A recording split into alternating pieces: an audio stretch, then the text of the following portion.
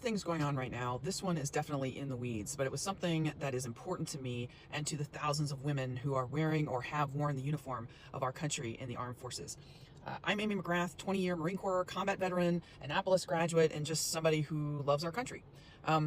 Our current Secretary of Defense, Pete Hegseth, the man we know has had a problem with women in the military for a long time, he just canceled the DACA-WITS. DACA-WITS stands for Defense Advisory Committee on Women in the Services, and calling it divisive and calling it a feminist group within the military that we don't need. Well, like Pete Hegseth, I actually spent 24 years in our military, and since I am a woman who served, I thought I'd give you my thoughts on this. First, when I was a kid, I couldn't even be a fighter pilot because there were federal laws prohibiting women from doing so.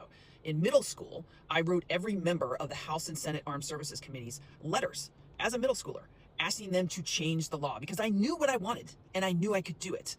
I never asked for the standards to be lowered. I just wanted the door opened so that I could compete and meet the standards that were already in place because I knew I could do it. Once the law was rescinded in my senior year of high school, I left home at the age of 18. 3 weeks after my 18th birthday, I raised my right hand and swore an oath to serve the country at the U.S. Naval Academy. And do you know what? After years of education and training, I did go onto flight school and I did meet those standards for the jobs that I wanted. Thousands of American women, by the way, have also met or exceeded the standards for jobs like fighter pilot, tank driver, submariner, infantry officer, combat engineer, and many more. It wasn't easy for us women. We were never promised a rose garden. It's not easy today for women in the military. But over time, I saw a ton of progress in the military. I saw more talented individuals rise through the ranks, women and men. A lot of progress was because of policy groups like DACA-WITS, whose only job was to study and make informed recommendations to Congress and to the Department of Defense to make life better for women in the military, to keep talent, to keep the talent that our country invested in. That's what it was all about. So DACA-WITS, the Defense Advisory Committee on Women in the Service, by the way, has been around since the 1950s. Guys like Pete Hegseth should read a history book sometime, because then he'd find out that women have actually been serving our country in uniform for over 100 years.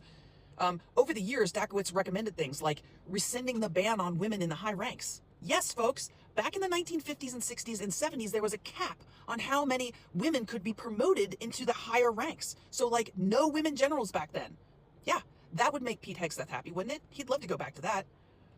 In the modern years, like when I served, okay, the group DACA-WITS made recommendations as to how do we go about recruiting the best and brightest women? How do we have a policy for parental leave that makes sense for both women and men in uniform? How do we tackle sexual assault in the ranks? How to best provide personal protective equipment for different body types? How to best integrate women who have had children back into the force?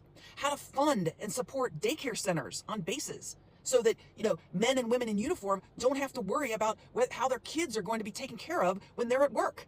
I mean, none of that stuff is divisive. It's real life.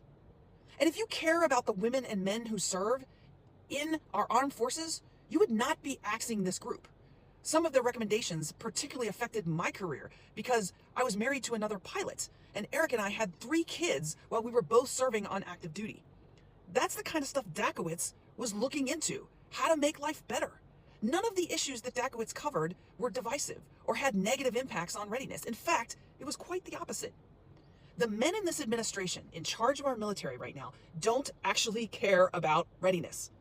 They care about making it harder for women in the military, and minorities too. So the bottom line is, for the women in the military today, just know that many of us on the outside do care. We see what's going on. This administration is trying to erase the gains and progress that's been made regarding us and our military careers. I'm not worried though. Military women are a pretty tough group. We ain't going away. I'll place my bets on women in uniform over a guy like Pete Hegseth any day.